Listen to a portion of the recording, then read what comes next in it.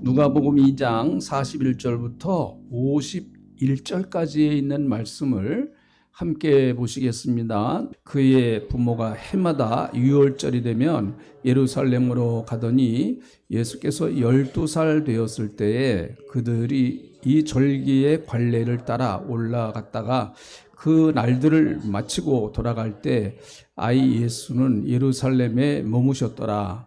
그 부모는 이를 알지 못하고 동행 중에 있는 줄로 생각하고 하루 길을 간 후 친족과 아는 저 중에서 찾되 만나지 못하며 찾으면서 예루살렘에 돌아갔더니 사후에 성전에서 만난즉 그가 선생들 중에 앉아서 그들에게 듣기도 하시며 묻기도 하시니 듣는 자가 다 그 지혜와 대답을 놀랍게 여기더라. 그의 부모가 보고 놀라며 그의 어머니는 이르되 아이야 어찌하여 우리에게 이렇게 하였느냐. 보라 근심하여 너를 찾았노라. 예수께서 이르시되 어찌하여 나를 찾으셨나이까. 내가 내 아버지 집에 있어야 될 줄 알지 못하셨나이까 하시니 그 부모가 그가 하신 말씀을 깨닫지 못하더라. 예수께서 함께 내려가사 나사렛에 이르러 순종하여 받드시더라. 그의 어머니는 이 모든 말씀을 마음에 두니라. 아멘. 예수님께서 이 땅에 사신 연도는 33년을 사셨죠. 33년을 이 땅에서 예수님이 사셨습니다. 그런데 마태, 마가, 누가, 요한 복음에서 예수님의 그 일대기를 기록한 책 아닙니까? 그런데 대부분 예수님의 3년의 사역을 기록해 놓은 거예요. 3년 동안의 그 하신 일들을 기록해 놓았습니다. 예수님은 33년을 사셨는데 사실은 3년 동안만 전면에 나서셔서 하나님의 일을 하셨습니다. 나머지 30년은요, 우리가 흔히 말하는 사생활, 예수님의 개인적인 생활이셨다, 그렇게 얘기를 하는데, 예수님이 30년의 그 개인 생활을 어떻게 보내셨는가에 관해서 성경에 거의 나오질 않습니다. 그러니까 잘 모르겠어요. 예수님이 30년 동안 어떻게 사셨을까?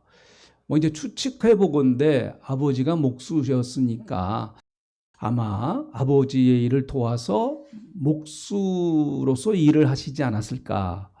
그렇게 생각을 하죠. 그렇게 이제 추측을 할 뿐입니다. 그래서 30년 동안 예수님이 무엇을 하셨는가 하는 것에 대해서는 여러 가지 추측이 있습니다만은 오늘 이 본문 말씀이 예수님의 탄생 기사와 함께 30년 동안 뭘 하셨는가에 대한 딱 한 번의 말씀이에요. 이 본문 말씀이 30년 동안 뭘 하셨는가? 이 본문 말씀이 유일한 성경에 기록되어진 말씀입니다. 여러분, 예수님이 첫 번째 하신 말씀이 무엇인가 하면 회개하라 천국이 가까웠느니라, 그 말씀이에요. 그런데 그것은 공생애 때 말씀하신 것이고, 실제적으로 예수님이 첫 번째 말씀하신 것은 오늘 이 본문에 나와요. 49절. 이것이 예수님이 이 땅에 오셔서 첫 번째 성경에 기록되어진 말씀이에요. 그 외에 말씀을 많이 하셨겠지만 딱 이 말씀 하나가 30년 동안 하신 일 가운데 이 말씀 하나가 기록되어 있어요. 자, 49절 같이 읽어봅니다. 시작. 예수께서 이르시되 어찌하여 나를 찾으셨나이까? 내가 내 아버지 집에 있어야 될 줄을 알지 못하셨나이까 하시니. 네, 요 말씀입니다. 요 말씀. 그래서 사실은 우리는 성경에 기록되어진 것만 믿으면 돼요. 그것만 믿어도 천국 가는데 아무 지장 없고요. 그것만 믿어도 신앙생활 하는데 아무 지장 없어요.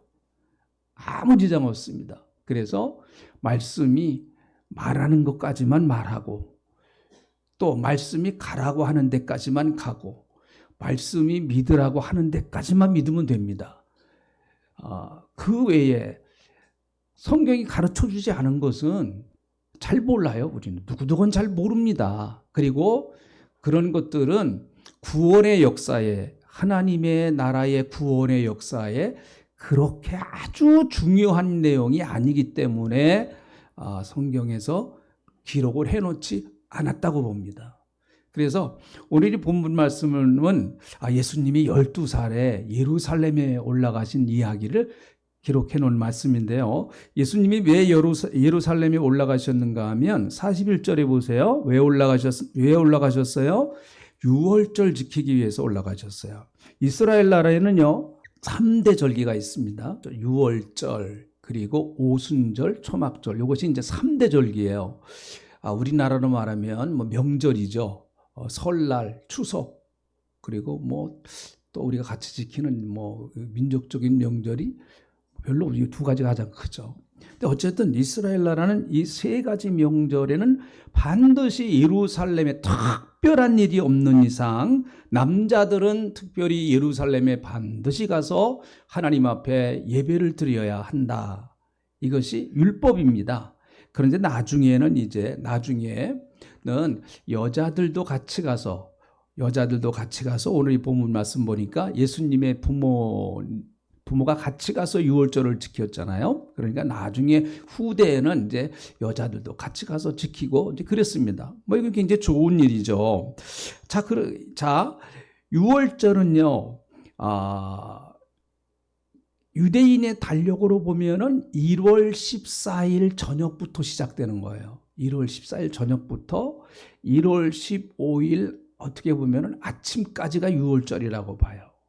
그리고 나서 그 다음 날부터 한 주간은 무교절을 지킵니다. 요걸 통틀어서 사실은 유월절을 지킨다 해도 맞는 얘기일 수 있어요. 근데 엄밀히 따지면은 그런 것이죠. 유월절, 무교절. 왜 무교절이라고 그러는가 하면 이 무교절 동안에는 누룩 없는 떡을 먹는 거예요. 누룩 없는 떡. 그리고 가정에 누룩을 전부 다 제거합니다. 가정을 아주 대청소를 하면서 가정에 어떻게 누룩이 있는가 그런 것들을 전부 다 싹 불태워버리고 싹 정리합니다. 그것은 이제 이 누룩이 없는 떡은 결국은 무엇을 상징하는가 하면 예수님과 연결해 보면 예수님의 무죄성을 상징하는 것이고, 누룩이라고 하는 것은 성경에 별로 좋은 의미로 나오는 적이 많지 않아요. 그래서 예수님의 완전한 무결성, 예수님은 죄가 없으시다. 할렐루야. 예수님은 죄가 없으시죠. 네. 그래서 우리의 죄를 담당하신 거예요. 그리고 또 우리에게 적용을 시켜보면 무교절은요, 결국은 우리의 삶을 1년 동안 살았던 우리의 삶을 하나님 앞에서 돌아보면서 내 삶 속에 혹시 잘못되어진 악한 것들이 있는가, 그런 것들을 깨끗하게 정리하고 새로워지는 그런 기간이다, 이렇게 볼 수가 있겠죠. 굉장히 의미가 있죠.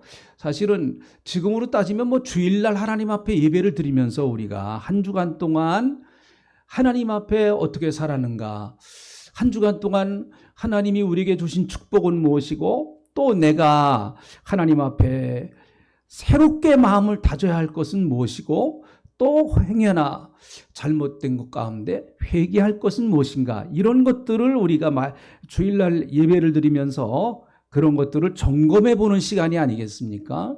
오늘도 이 예배가 여러분의 영혼을 살리고 여러분의 영혼을 새롭게 하는 시간 되시기를 축원합니다. 그래야 주일의 의미가 있는 거예요. 자, 어쨌든 유월절날 유월절을 지키고 나서 이제 예수님의 어머니 마리아와 요셉이 다 이제 지켰으니까 다시 나사렛으로 이제 가시는 도중이었습니다. 나사렛으로 이제 가는 도중이었죠. 예루살렘에 머물렀다가 나사렛으로 가는 중이었는데, 자, 43절 보세요. 그날들을 마치고 돌아갈 때, 여기서 돌아간다는 얘기는 나사렛으로 다시 돌아간다는 얘기예요. 예수님의 부모가 나사렛에 살았으니까 돌아갈 때 아이 예수는 예루살렘에 머무셨다 그랬어요. 예수님은 예루살렘에 머무셨어요. 그리고 그 부모는 지금 나사렛으로 가는 중이었습니다. 그런데 부모는 예수님이 예루살렘에 머물러 있는 것을 모르고 있다. 그렇게 말하고 있어요. 모르고 있다. 왜 모르고 있느냐? 44절 이 말씀 한번 읽어보시죠. 44절 모르는 이유가 왜 모르는가 하면 44절 같이 읽어봅니다. 시작. 동행 중에 있는 줄로 생각하고 하루 길을 간 후 친족과 아는 자 중에서 찾되 왜 그들이 예수님이 예루살렘에 머물렀고 자기들만 나사렛으로 돌아갔는가? 그 이유는 예수님이 당연히 동행하고 있겠지라고 하는 생각 때문이었었다라는 거예요. 자, 여러분, 이 본문 말씀을 가지고 이번 주, 다음 주 아마 2주간 정도 이렇게 말씀을 나눌 텐데, 오늘은 우리가 왜 도대체 예수님의 아버지 요셉과 예수님의 어머니 마리아가 예수를 왜 잊어버렸을까? 그 원인을 우리가 찾아보면서 우리가 신앙생활하는 가운데 혹시 내가 예수님을 잃어버린 건 아닌가, 잃어버리는 때는 없는가 하는 것들을 한번 말씀으로 점검해보고 우리의 심령을 새롭게 하는 시간이 돼야 되겠어요. 자, 왜 그들은 예수님을 잃어버렸을까요? 첫 번째는요, 6월절에 절기를 지키다가 잊어버렸어요. 절기를 지키다가. 참 재밌는 얘기입니다. 절기를 지키다가 그들은 예수님을 잃어버렸습니다. 오랜만에 예루살렘에 왔기 때문에 또 좀 만나야 될 사람도 있고 또 가봐야 될 곳도 있고 그리고 해야 될 일도 있고, 사실 예루살렘에 올라오기가 그 당시에 그렇게 쉽지 않았기 때문에 오랜만에 예루살렘에 올라왔으니까 인파들도 많고 여기저기 사람도 만나야 되고 그러다가 보니까 또 예배도 드려야 되고 하는 이런 복잡한 생각과 복잡한 행동 가운데서 6월절을 지키다가 그만 예수님을 잃어버렸다라고 하는 사실이에요. 근데 여러분, 6월절의 참된 의미는 무엇인가? 왜 하나님이 이스라엘 백성들에게 6월절을 주셨을까? 그 이유를 유대인들은 잘 몰랐어요. 그냥 단순히 절기로 하나님이 주셨다라고 생각을 많이 했어요. 그래서 어떻게든지 절기를 지키자. 절기를 지키는 일에만 그들은 전념했습니다. 그래서 42절에 있는 말씀을 보세요. 예수께서 12살 되었을 때 그들이 이 절기의 관례를 따라, 그렇게 말하잖아요. 절기의 관례를 따라. 그러니까 그들은 절기가 찾아왔기 때문에 하나님 앞에 가서 예배드려야지 라고 하는 거예요. 마치 우리가 주일날 주일 되면은 하나님 앞에 교회 가서 예배드려야지. 여러분, 이거 얼마나 좋은 거예요? 나쁜 거 아니잖아요. 그런데 여러분, 하나님께서 이 주일날을 왜 우리에게 허락하셨는가라고 하는 하나님의 마음을 모르고 하나님의 뜻을 모르고 그냥 절차에 따라서 순서에 따라서 시간이 되었기 때문에 예배를 단순히 드리는 거예요. 안 드리는 것보다는 훨씬 낫지만 그건 너무 수준이 낮은 예배입니다. 너무 수준이 낮은 예배예요. 순서에 따라서 그냥 하는 거예요. 그런 과정도 필요하지만 여러분, 정말 하나님께서 왜 우리에게 적어도 일주일에 한 번은 와서 하나님 앞에 예배를 드려야 된다라고 하는 것을 왜 그렇게 만들어 주셨을까? 왜 하나님은 이스라엘 백성들에게 6월절을 지키라고 만드셨을까? 하나님의 의도는 무엇일까? 사실은 그들은 이것을 잘 몰랐어요. 이것을요. 사도 바울은 고린도전서 5장 7절에서 이렇게 말합니다. 참 이건 대단한, 그 당시 1세기에 6월절을 이렇게 본다고 하는 것은 대단한 거예요. 지금은 이제 이 비밀이 열려졌으니까 이 6월절에 대한 비밀이 지금 활짝 열려졌어요. 그러나 1세기에 6월절을 이렇게 바라본다고 하는 것은 정말 엄청난 일입니다. 자, 고린도전서 5장 7절에 있는 말씀을 한번 읽어보시겠습니다. 다 같이 읽습니다. 시작. 너희는 누룩 없는 자인데 새 덩어리가 되기 위하여 묵은 누룩을 내버리라. 우리의 유월절 양 곧 그리스도께서 희생되셨느니라. 여러분, 유월절 양이 누구라고요? 예수님이시다는 거예요. 여러분, 유월절은 어떻게 지키는가 하면 아주 짧게 말씀을 드리면, 간단하게 말씀을 드리면 무엇인가 하면 어린 양을 잡아서 문설주에다가 집 대문에다가 피를 바릅니다. 하나님 그렇게 하라고 하셨어요. 그리고 그 집에 다 들어가 있어라. 그러면 그날 저녁에 유월절 저녁에 죽음의 사자가 와서 각 집마다 다 돌아다닐 것이다. 그래서 장자들을 전부 다 생명을 거둬갈 것이다. 이거예요. 그래서 이스라엘 백성들은 그 말씀에 의지해서 양을 잡아서 자기 집 문설주에다가 발랐습니다. 그런데 그 문설주에다가 바르고 그 집 안에 들어온 사람들은 죽음의 사자의 그 무서운 심판으로부터 안전했단 말이죠. 안전했어요. 그리고 나서 그들이 출애굽을 했습니다. 그러니까 여러분, 거기에 유월절에 가장 중요한 것은 무엇인가 하면 양의 피를 바르는 거예요. 양의 피를 바릅니다. 한번 따라 합시다. 양의 피를 바른다. 네, 이게 가장 중요한 거예요. 유월절날. 유월절날 계속해서 양을 잡아서 그들은 하나님 앞에 드립니다. 계속 드려요. 근데 왜 양을 잡아서 피를 뿌릴까? 왜 하나님이 유월절을 그렇게 지키라고 했을까? 그것에 대하여 그들은 깊이 알지를 못했습니다. 그런데 사도 바울은 이것을 깨달았어요.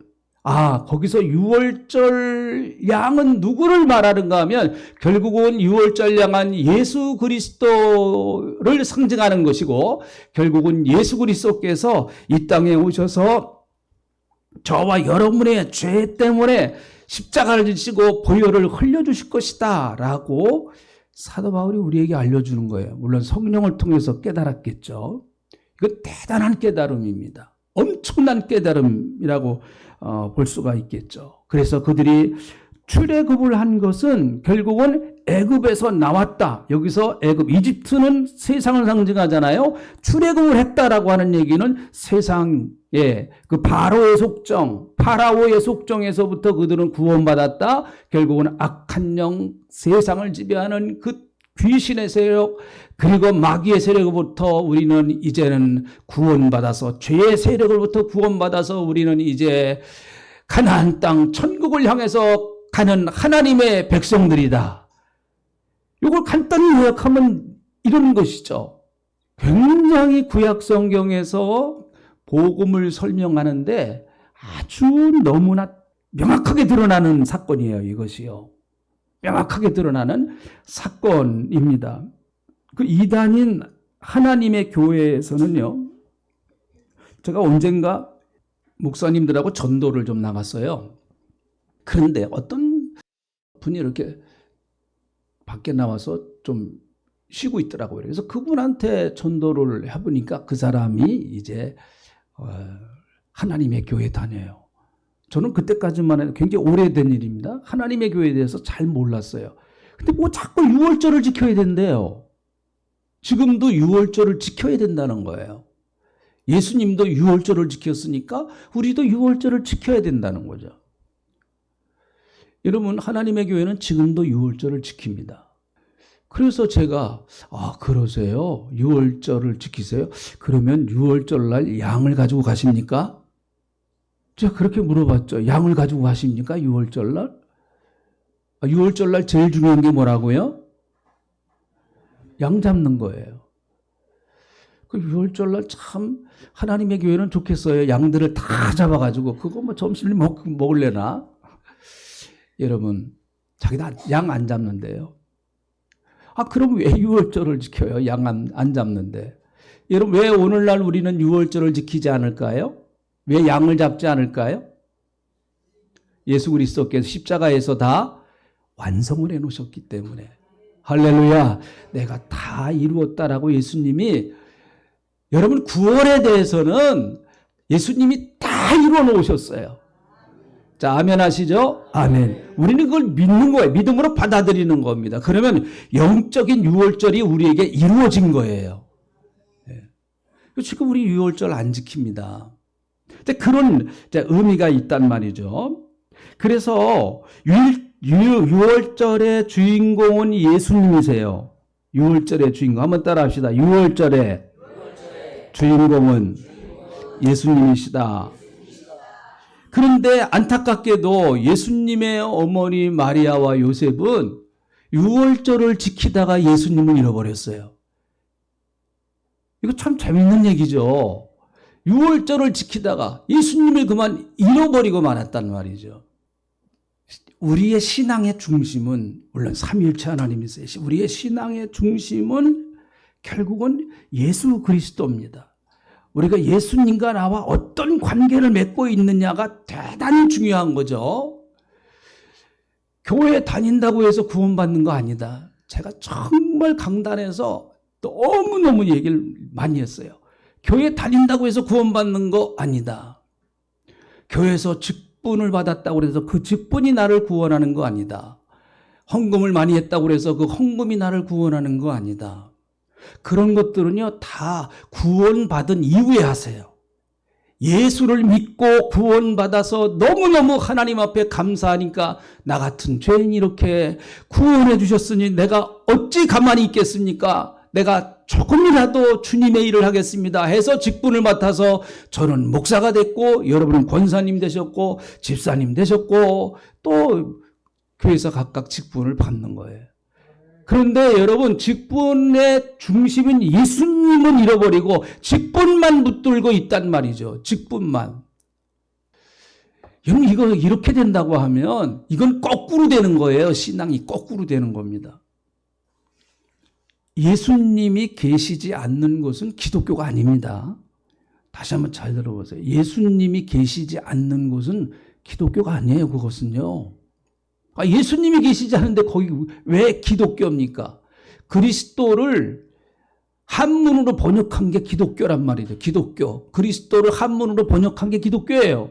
근데 기독교에 예수 그리스도가 없는데 예수 그리스도가 없으면서 우리는 기독교다 그렇게 말합니다.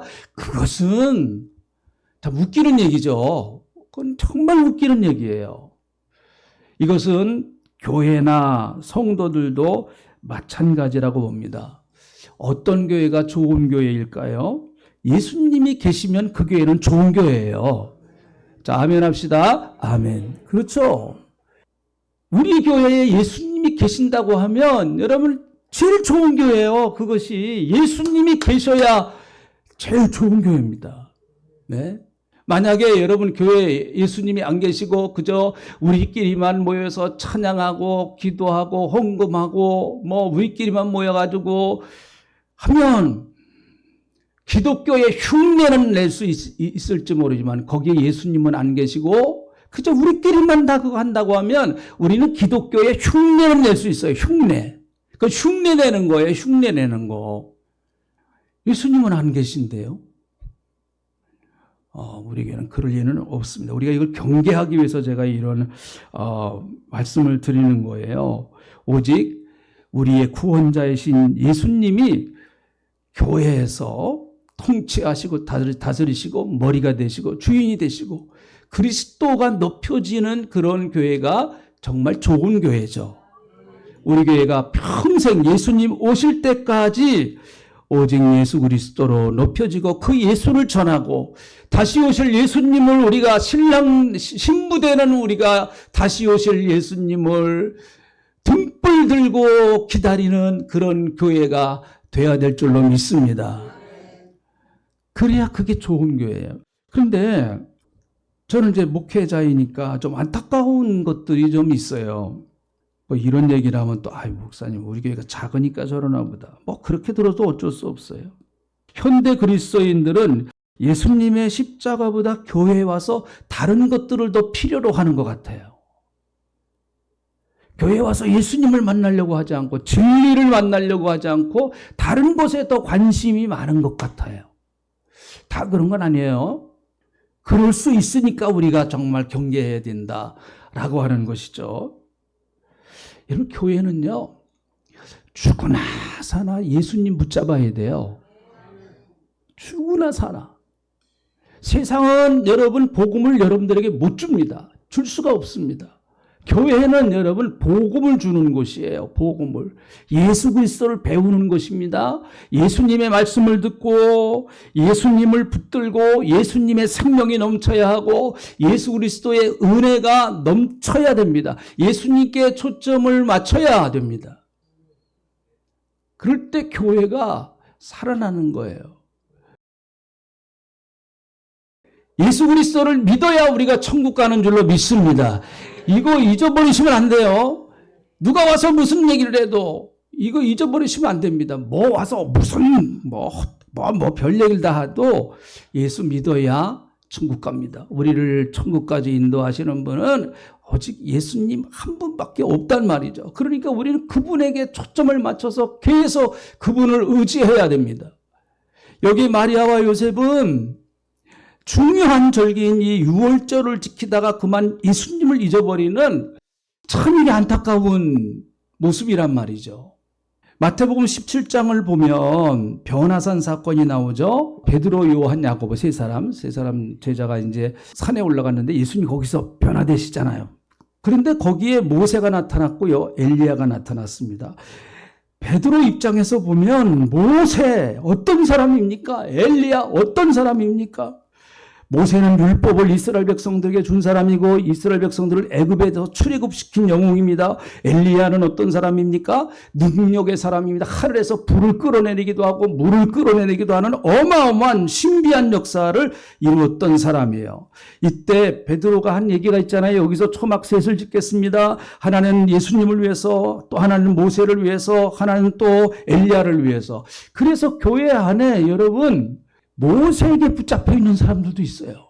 엘리야에게 붙잡혀 있는 사람도 있습니다. 거기서 아직 계속 허우적 되는 사람들이 있어요. 우리 주위에는 모세와 엘리야는 많습니다. 모세와 엘리야는 많아요. 근데 예수님은 한 분이세요. 예수님은 한 분이세요.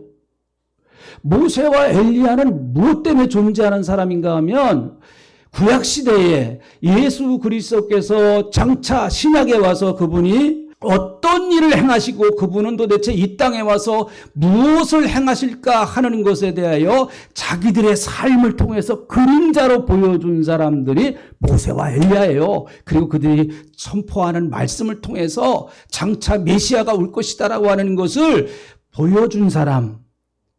그래서 여러분 교회에 오셔서 성도를 사람으로 봐야 돼요. 천사로 보면 안 됩니다. 여기 천사 없어요. 죄송합니다. 저도 아니고요. 뭐 수호천사, 교회는요 수호천사 없어요. 사람 중에는 없어요. 누가 나를 지켜줍니까? 누가 나를요? 누가 나를 보호해 줍니까? 누가 나를 책임집니까? 모세도 책임질 수 없습니다. 엘리야도 책임져 줄 수 없습니다. 오직 우리를 책임져 주시는 분은 예수 그리스도인 줄로 믿습니다. 그래서 교회에서는 예수님 얘기해야 돼요. 자꾸 모세 얘기하지 말고 엘리야 얘기하지 말고 은혜 받은 얘기, 예수님 얘기 자꾸 그런 얘기하면 교회가 은혜가 넘치는 거예요. 그것 때문에. 교회는 예수님을 만나서 예수님을 배우는 장소입니다. 예수님과 함께 살아가는 법을 배우는 장소가 교회입니다. 예수님은 만나지 않고 교회에서 어떤 일을 한다든지 예수님을 그렇다고 하면 예수님을 잃어버리기가 쉽습니다. 다시 말하면 교회는 사역이 먼저가 아니고 예수님을 만나는 게 먼저예요. 이것이 뒤바뀌어 버리면은요 반드시 탈진 증세가 옵니다. 신앙생활 하다가 왜 이렇게 신앙생활 힘드냐. 교회에서 헌신하고 봉사하다가 왜 맨날 나만 하는 건가. 이런 회의가 반드시 찾아옵니다. 교회는요 사역이 먼저가 아니에요. 예수님을 만나서 그분으로부터 은혜를 받는 게 먼저예요. 그리고 그 힘으로 사역을 하는 거예요. 그 힘으로. 우리 교회에 이런 은혜가 넘치시기를 주님의 이름으로 축복합니다. 기도하겠습니다. 하나님 고맙습니다. 오늘 이 말씀을 통해서 다시 한번 우리가 예수님께 초점을 맞춰서 다시 예수님의 손에 붙들려서 일어나게 하시는 것을 감사를 드립니다. 아무리 생각해봐도 내가 예수님 믿은 거 너무나 은혜고 예수님이 나의 구주시고 나의 소망이시고 나의 영원한 목자가 되시고 구세주가 되신다는 이 놀라운 신앙 고백을 하면서 살아가는 건 너무 감사합니다. 그 예수에 한번 미쳐보게 해 주시옵소서. 감사합니다. 예수님의 이름으로 기도합니다. 아멘.